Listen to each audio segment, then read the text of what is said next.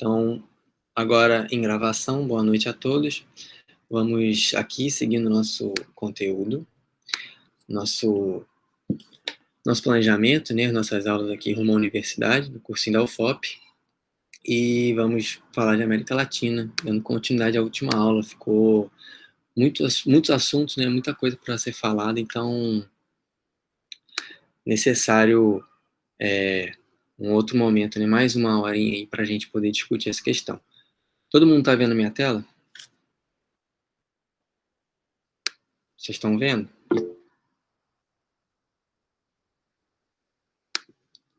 Estão, beleza.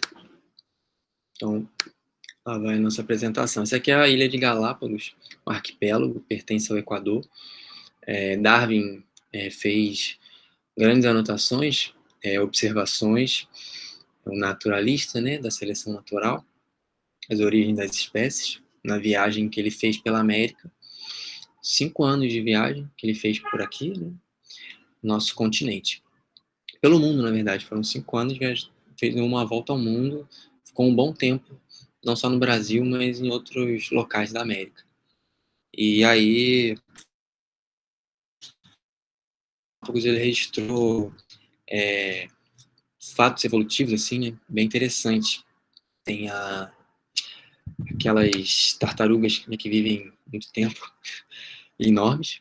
Tem, que eu lembro também agora, os pássaros, o bico de uma determinada espécie de pássaro, né, que se adaptou de acordo com a fruta ali da região, e, né, mais apto, né, como que foi mudando para poder consumir, né, para poder ter uma maior chances, né, tipo, para se adaptar, mais chances para sobreviver ali nesse local.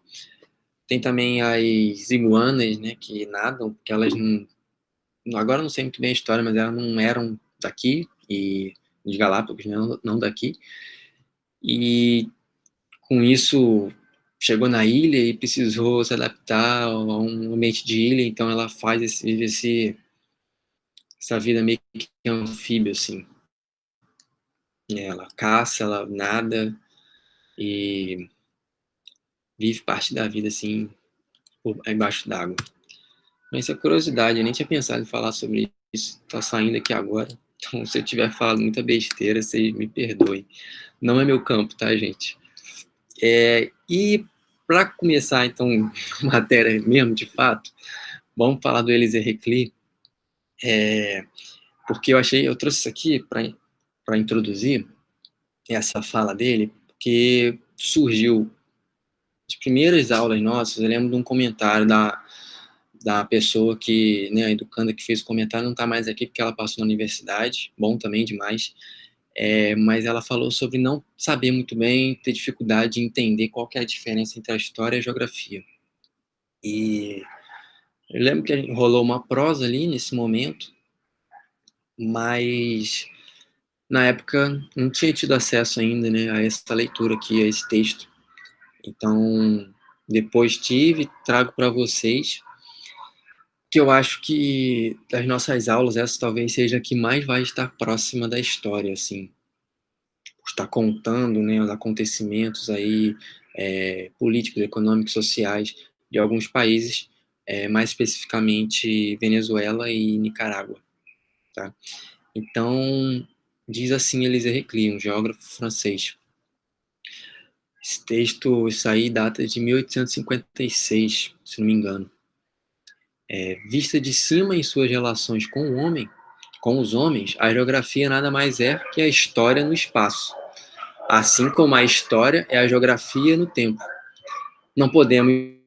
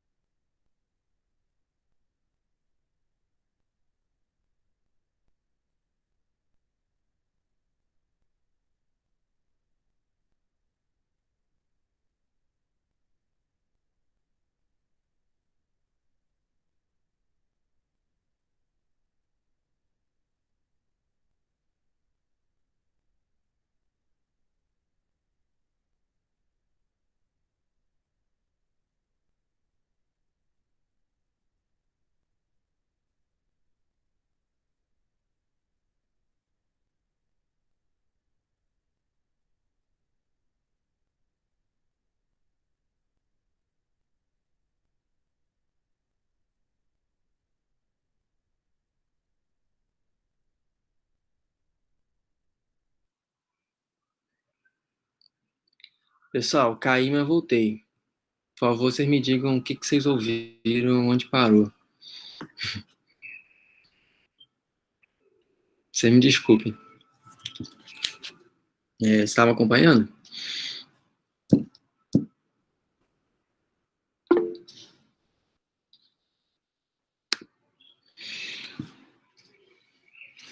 Renata, diz pra mim de onde que parou de ouvir, por favor.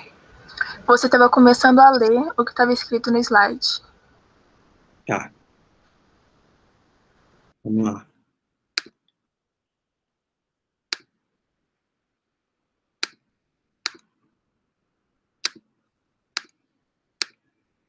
Tava falando da situação da divisão, né, que tem dentro da América Latina, né, o México, a América do Norte, tem a América Central. Aqui os países Chile, Bolívia, Peru, Equador, Colômbia e Venezuela pertencem ao que chama de América Andina. E Argentina, Paraguai e Uruguai, América Platina, influenciado aí pelo Rio da Plata, né? Influência muito importante na economia, na cultura dessas populações, né? Das pessoas que produzem o espaço, que vivem produzindo e reproduzindo o espaço nesses locais. Então, esse é o nosso índice, eu vou continuar, aí a questão, né, o Brasil não se encaixa em nada, é um país do tamanho de um território que não se encaixa em nada, e, assim, muito diverso culturalmente, e que carece de uma identidade cultural, né, então essa é a problematização. Existem vários motivos, várias questões que a gente pode pensar aqui, que leva ao Brasil não ter uma conexão tão grande quanto ao resto da América Latina. Ainda mais o povo, né, o povo brasileiro, nessa identificação enquanto latino. E a dificuldade de se ter um plano governamental, um plano nacional que envolva a todos, né? O país é de uma dimensão gigantesca e envolve muitas culturas, né? A influência muito grande. A composição étnica da população brasileira é super diversa, né? E muito heterogênea. Então, uma dificuldade, né? A gente viu como que se tentou, né, aí nos processos de industrialização, criar esse nacionalismo, essas identidades aí, primeiro com Vargas, depois na ditadura também, avançando em obras de infraestrutura para ligar as regiões, né, e construir uma identidade.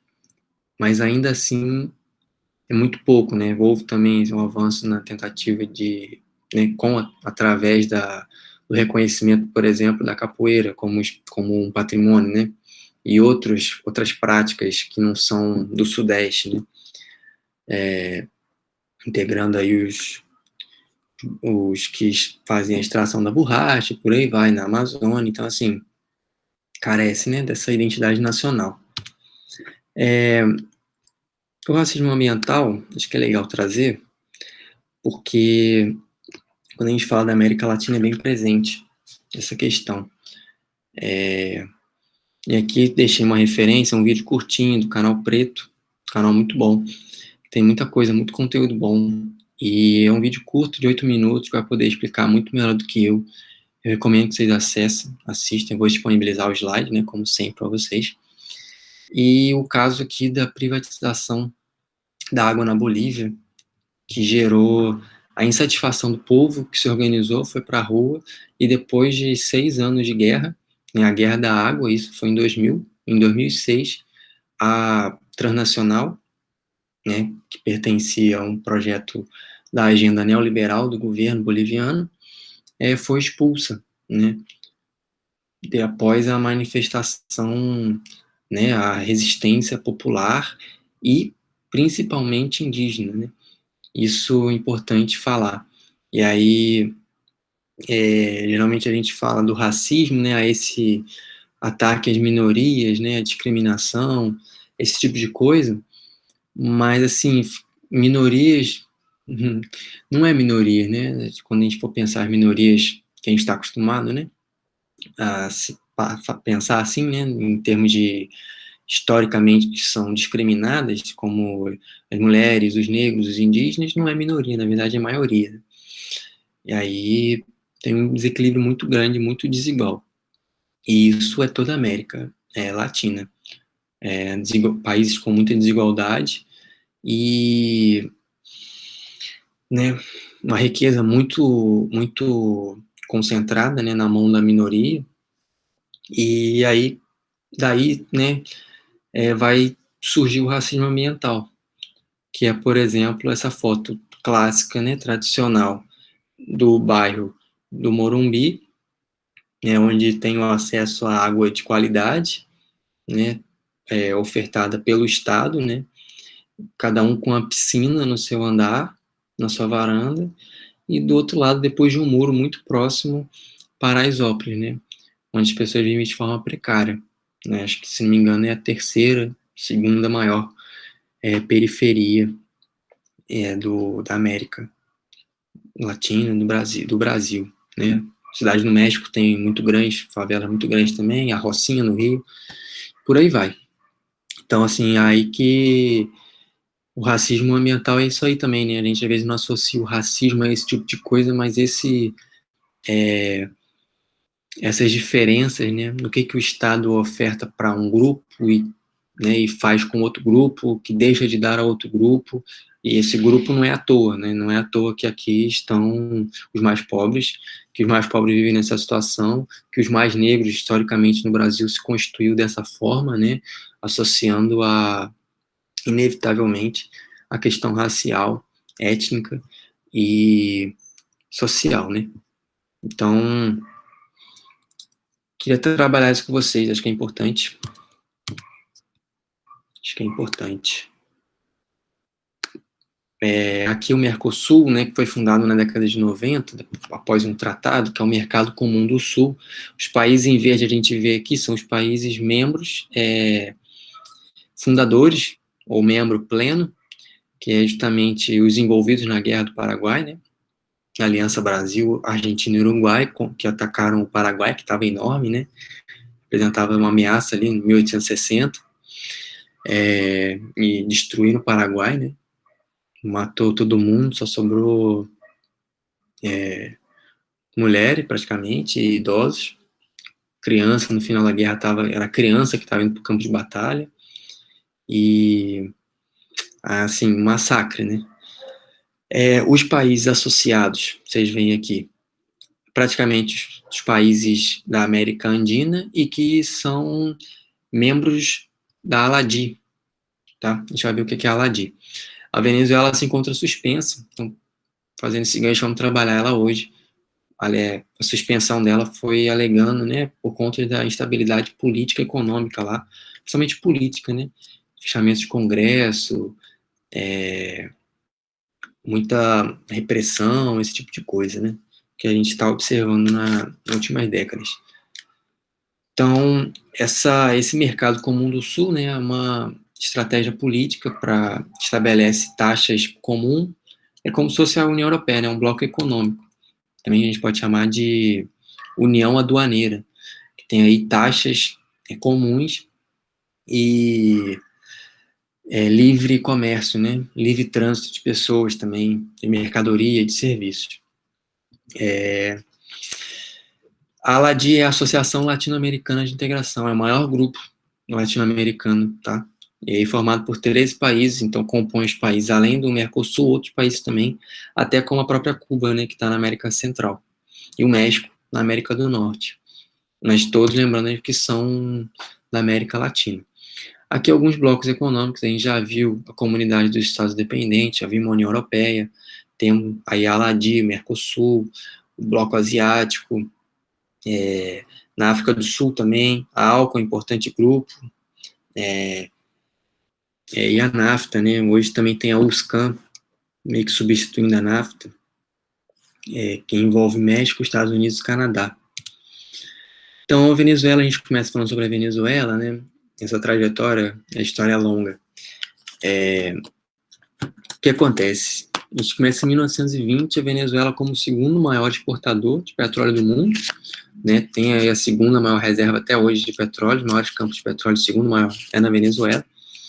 Em 1950, na época, era o país da América Latina com maior PIB, E aí o PIB, né, é uma das formas de se medir a situação do país, só que principalmente econômica, mas sem levar em consideração, né, a distribuição da riqueza. O PIB não leva isso, né, e os aspectos socioeconômicos, né, os aspectos sociais, as políticas sociais, assim. Não, quando se fala do PIB, você não sabe se o país pode ter um PIB muito alto, mas tem muita desigualdade, pouca gente escolarizada, a morte muito grande, a mortalidade infantil, taxa de natalidade baixa ou taxa de natalidade alta. Então, esses são outros medições, né, para a gente poder conhecer um pouco mais. Tem o índice de desenvolvimento humano também. E aí trazer como curiosidade para vocês, o FIB, que é ao invés do produto interno bruto, é a felicidade interna bruta, que foi instituída no Butão, um país bem pequenininho, lá perto da Cordilheira do Himalaia. Desde a década de 70, 80, que o príncipe da época herdou a coroa, muito jovem, e quis pensar a qualidade de vida da população, do povo, além dos aspectos econômicos, mas a questão do bem-estar, da qualidade de vida. E aí ele institui o FIB com a ideia de que se você estar bem, né, se você está feliz, se você está satisfeito, tem boas condições de vida, de moradia, você vai haver, consequentemente, um desenvolvimento econômico da nação. E aí ele ficou 30 e pouco anos assim né, na coroa, e depois ele abdicou e declarou uma democracia. O povo, isso a história é legal também. Mas vamos voltar aqui para não se perder muito. Nessa situação, a Venezuela, desde aquela época, não produz nada, só vive da exportação do petróleo, dessa commodity, né? Esse recurso natural que é extraído e vendido para fora, né? E pertence aí dentro da escala da produção segmentada, né, do mundo, da macroeconomia, os produtos mais básicos, né? Sem rigor, sem necessidade de um maior rigor tecnológico, de uma mão de obra qualificada, de aspectos de mecanismos tecnológicos avançados. Então, sem muito investimento, apesar de ser também uma indústria, né, que exige, né, dá trabalho, dá serviço, né, emprega, mas é só extrair, né, é só tirar. E aí estava se vivendo super bem com essa situação, né, por conta dos lucros da exportação, e não produzia nada. Então, quando dá a década de 70, vem aí, né, que são várias crises do petróleo na época, sucessivas crises acontecem, o país entra em caos econômico, tem uma deterioração social e econômica, o povo passando fome, falta alimento, até que na década de 80 se inicia um governo eleito, né, que planeja, né, começa a fazer os acordos com o FMI, Banco Mundial, Banco do Desenvolvimento, instituição financeira, Corporação Financeira Internacional, esse tipo de coisa, né, para ir implementando, né, a agenda neoliberal. E isso, aliado já à situação caótica que estava, né, tipo, vai acabar em 89 numa rebelião popular. O governo bota o exército na rua, reprime com muita violência. E aí os partidos tradicionais perdem a moral porque estão envolvidos em escândalos de corrupção, lavagem de dinheiro, esse tipo de coisa. Enquanto isso, o movimento de esquerda vai ganhando força. E aí surge a figura muito importante, que é o Hugo Chávez, para poder entender a Venezuela, né? Figura central aí, que é tenente na época. Ele vai formar o movimento bolivariano revolucionário, liderar esse movimento. Tentam em 1992 um golpe, uma tentativa, uma insurreição armada, que fracassa, ele é preso, mas 3 anos depois ele é solto e é eleito, em 95, através dos votos. Ele é uma figura com bastante popularidade e representativa, né? Assim, As pessoas veem nele como o sujeito para mudar, para poder melhorar, a partir dos discursos dele, né? Sempre muito nacionalista, sempre contra o capital estrangeiro, contra essas políticas que foram aumentando a desigualdade, porque o PIB na Venezuela podia ser altíssimo, mas estava concentrado na mão de poucas pessoas, né? Uma classe, a elite aí de 5% mais ou menos, você tem uma classe média em torno de 25%, e os outros 70% são pessoas que vivem, né, classe baixa. Então, assim segue, né? Ele segue o que ele tinha como estratégia, como ele tinha como planejamento e discurso. Então, são medidas estatizantes, que vai desagradar, obviamente, né, as empresas transnacionais, o capital estrangeiro. E em 2002 tem uma tentativa de golpe. Aí ele né, fica assim resguardado enquanto está, né, por estar correndo risco de vida. Ele fica resguardado e o povo vai à rua em defesa dele. E a própria oposição convoca um referendo em 2002, depois 3 meses de caos social também, muita greve, povo na rua, repressão, daqueles, né, que uma ala do exército que estava insatisfeita também apoiando, mas grande parte troca de lado, né, fica do exército, fica do lado da população. E aí tem um referendo em 2002 e ganha a voz do povo para que o Chaves permaneça.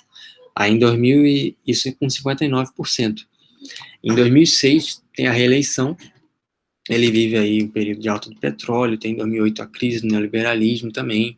Então, o que faça com que aumente o preço do petróleo, uma alta de petróleo.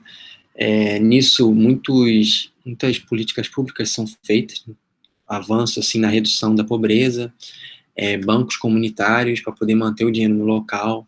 Isso são avanços, sim, que devem ser reconhecidos, apesar do que foi resultar, né, assim, como está hoje a Venezuela. Erradicação do analfabetismo também, sistema de aposentadoria, outra coisa importante. Você imagina a pessoa até aí, os anos 2000 e pouco, trabalhava a vida inteira e não se aposentava. Não se tinha isso, como a gente está acostumado no Brasil a ter, e o que a gente observou, na verdade, foi uma diminuição, né? Uma dificuldade para se conseguir esse fato, que é se aposentar. Uma hora você não dá mais para trabalhar. E aí ele é eleito de novo em 2010, em 2013 morre de câncer, o vice dele assume, o Nicolás Maduro, em 2014 o Maduro é eleito, com uma vantagem menor aí, 51%, e a oposição não aceita, né? Fica ali pegando no pé, se torna assim uma coisa ingovernável, já que ele também perdem o Congresso, perdem a Assembleia Legislativa, então fica uma coisa muito amarrada, e aí começa a fechar Congresso, fechar judiciário, esse tipo de coisas, né, meios autoritários que levam a fins autoritários. De novo, hoje a gente está observando, não é de agora, mas esse ano caiu bastante o preço do barril de petróleo, então a situação não melhora, a Venezuela até hoje não produz nada, né, vive da extração do petróleo. Então se torna muito complicada, né, a situação da Venezuela. Virando a página, vamos falar do Panamá. Panamá é um país que pertencia à Colômbia, e por volta de 1900 os Estados Unidos propõem um acordo com a Colômbia para poder construir um canal que ligasse os dois oceanos, para poder facilitar o escoamento da produção e levar para a Ásia, né? Ou trazer da Ásia também, né? E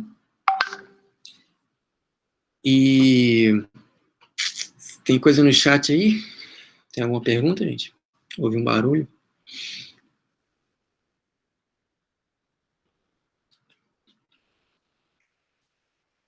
Então eu vou seguir. A Colômbia não aceita o acordo, tipo assim, não acha justo, né, o que os Estados Unidos propõem. Aí nisso a Casa Branca os Estados Unidos começa a fomentar grupos que querem se emancipar. E que é o que vai originar ao território do Panamá. Isso é em 1903. Tá? O Panamá se declara independente, sendo que tem os documentos, tem registro, né, de que na época o governo dos Estados Unidos enviou uma frota enorme de navios, intimidando o governo colombiano, que ficou assim de mãos atadas, né, incapaz de contestar essa emancipação e combater com o poderio bélico estadunidense. Aí, já em 1904, a zona do canal ela fica sob o domínio dos Estados Unidos. Em 1914 é terminada a obra e só em 1970 que é renegociado, porque ficou que ia ser tipo um negócio para sempre. Em 1970 é renegociado, e aí chega que a partir dos anos 2000, o canal ficaria sob a gestão do Panamá. Esse é o acordo que foi chamado de Omar Torrijos, tá? Nicarágua, a gente pega esse gancho porque ela quis também, na época, construir um canal. E aí os Estados Unidos intervêm, tirando o governo, colocando o governo que seja de interesse dele, para não consolidar na obra, né, antes da obra do Panamá, ou em paralelo, ou que competisse, tem essa intervenção. E aí, em Nicarágua, ela tem a situação de ser a última revolução com êxito no século XX. Aqui um breve histórico, né, uma retomada. A ocupação espanhola no século XVI, né, uma colônia espanhola que, a partir de 1800, com as invasões de Napoleão no território espanhol, né, esse controle passa a diminuir um pouco. E aí, em 1823, tem a proclamação da República do Panamá, da Nicarágua, sendo o mesmo ano aí da doutrina Monroe, né, aquela América para os americanos, né, a doutrina do grande porrete, do Big Stick, que não permitir a influência europeia no continente latino. Por isso, a América para os americanos, né? Estados Unidos se colocando enquanto dono, né, do jardim que é a América Latina. E aí, depois dessa proclamação da República, tem a disputa entre a oligarquia liberal e a oligarquia conservadora, próximo do que a gente observou também que aconteceu no Brasil, né?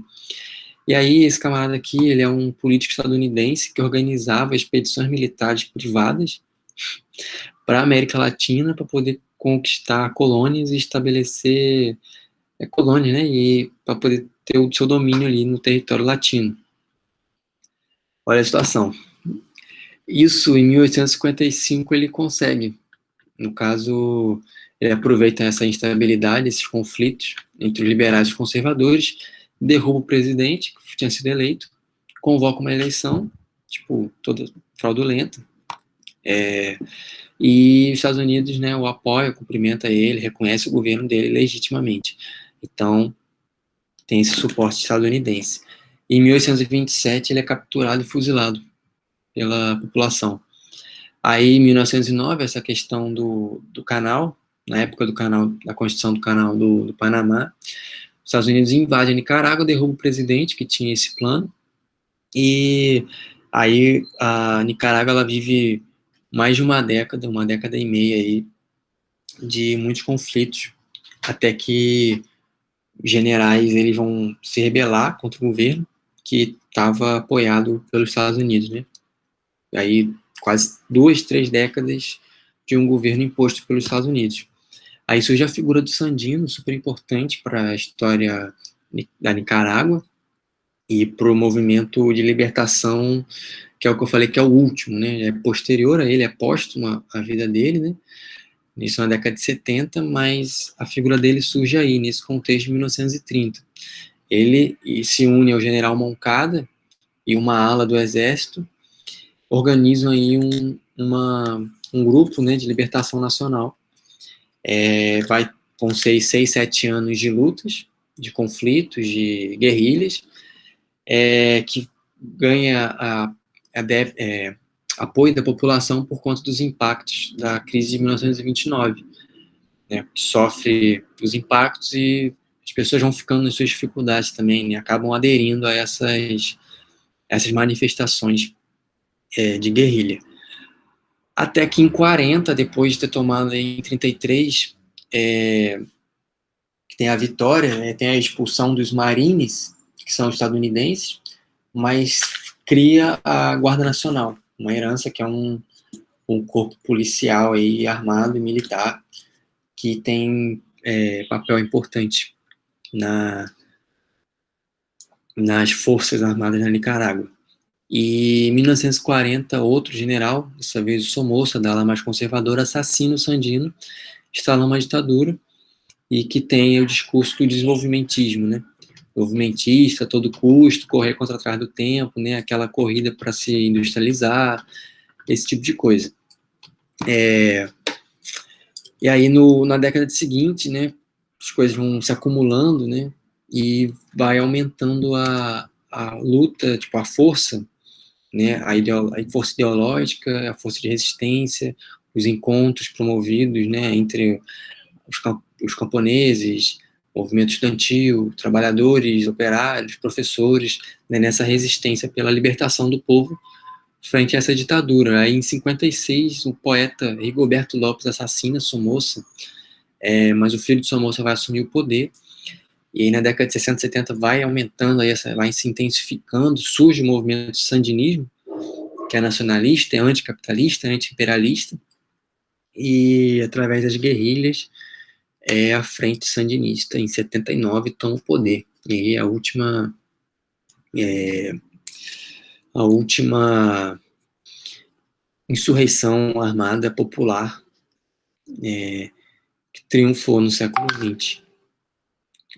Agora a gente segue falando para falar de Equador, mais recente, a gente pensa no momento mais recente, discutindo uma questão mais atual, menos história, né, como a gente até fez aquela introdução, né, sobre a história ser a geografia no tempo, e a geografia a história no espaço. O Equador, já desde o ano passado, muitos protestos, também reprimidos com muita violência por parte do governo, e esses protestos foram motivados depois que o governo aderiu, né, pegando empréstimos com o FMI, aderiu ao plano do FMI, imposto pelo FMI, o que levou mais de 120% os preços da gasolina, dos combustíveis fósseis, né, o diesel também. Então, essa mudança drástica, né, no bolso do consumidor, da população, vai fazer com que as pessoas se revoltem, vão à rua, e o governo, né, com muita repressão, e mudou o assédio do governo da capital Quito para Guayaquil, no interior, como forma de desmobilizar, né, esse movimento, né. O atual presidente Evo Moreno, ele foi eleito democraticamente em 2017, ganhou, era ele um empresário representando a direita, na oposição, né, um cara da direita, ele ganhou. Ele vinha historicamente próximo à esquerda, foi vice do Correia, o Rafael Correia, entre os anos 2007 e 2013. O Correia ele foi afastado do governo, uma cassação política, acusações de corrupção, muita instabilidade, dificuldade também de haver comprovações, assim, de fato, dessas ações corruptas, mas, enfim, o que acontece, né? O que é o diferencial do Correia? Que no mesmo ano, assim como a Bolívia, depois da Guerra da Água, em 2006, elege o Morales, o Evo Morales, como um representante, pela primeira vez, um representante indígena, e cria a Constituição do Bem Viver, né, a Constituição que leva em conta os direitos da natureza e coloca a sociedade boliviana, o país da Bolívia, como uma nação pluriétnica, né, que reconhece a todas as etnias, a todos os povos. A mesma coisa acontece nesse ano de 2008, 2009, no Equador. A Constituição do Bom Viver, né? Mas ao mesmo tempo também continuam as extrações, sabe? Assim, não é uma coisa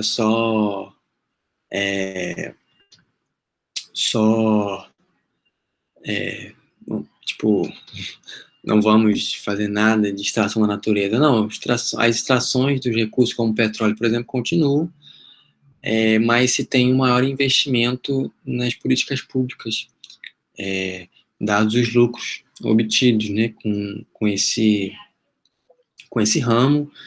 E que mais?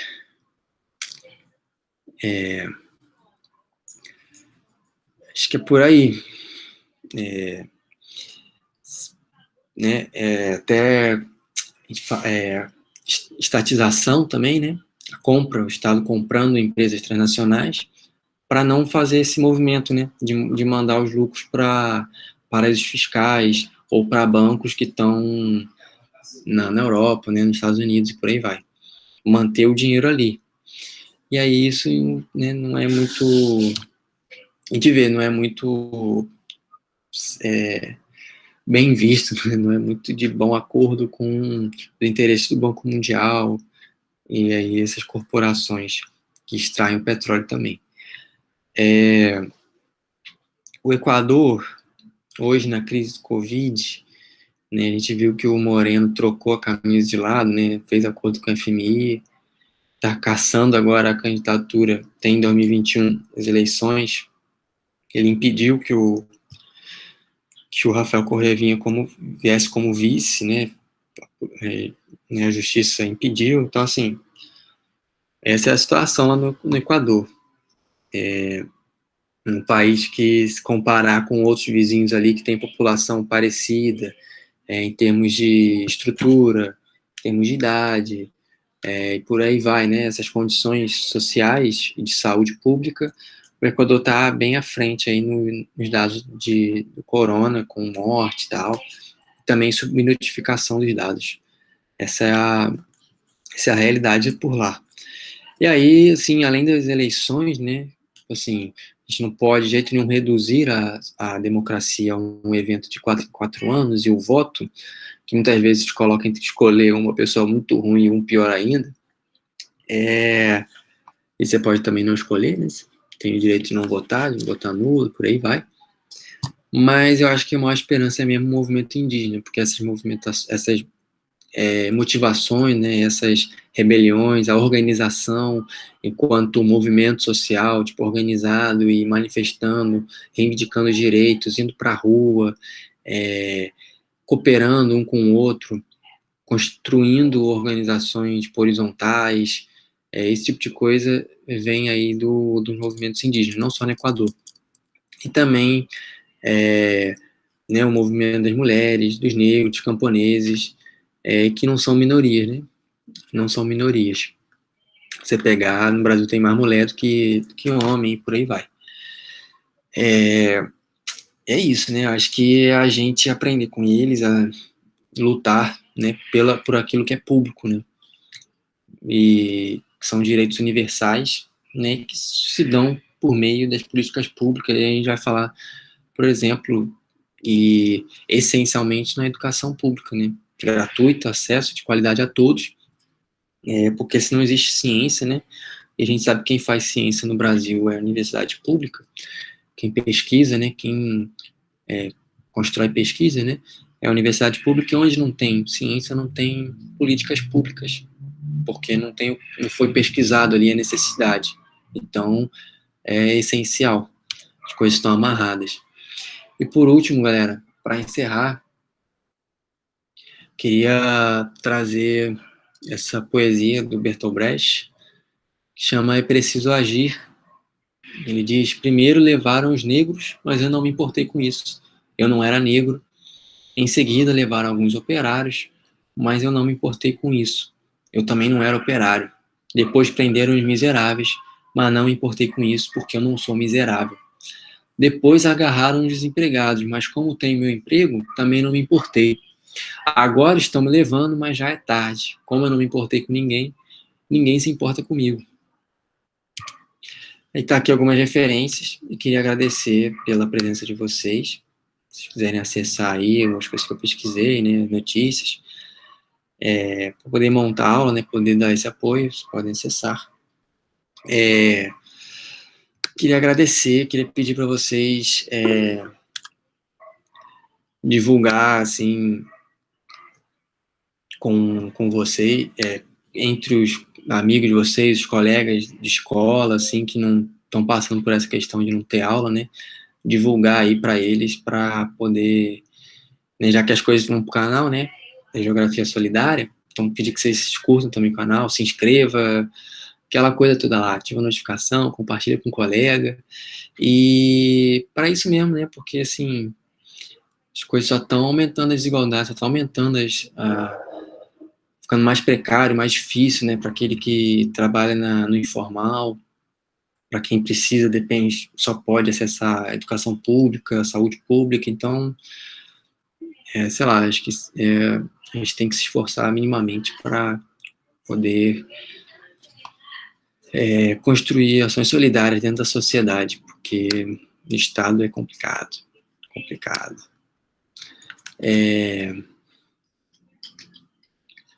Pois é, Renato, realmente, assim, não... A gente estuda muito pouco, né, a gente conhece muito pouco, eles são do nosso lado. E aí, tá, né, a gente tem a divisão, tem a América Andina, tem a América Latina, a América Platina e tal, e o Brasil é o quê, né? O Brasil é um gigante dormindo, né? Sem... que olha mais para a Europa, olha mais para os Estados Unidos, e fica nessa aí. É triste, cara. É triste, galera. Então eu vou encerrar a gravação, mas a gente tem 3 minutos aí. De novo, muito obrigado.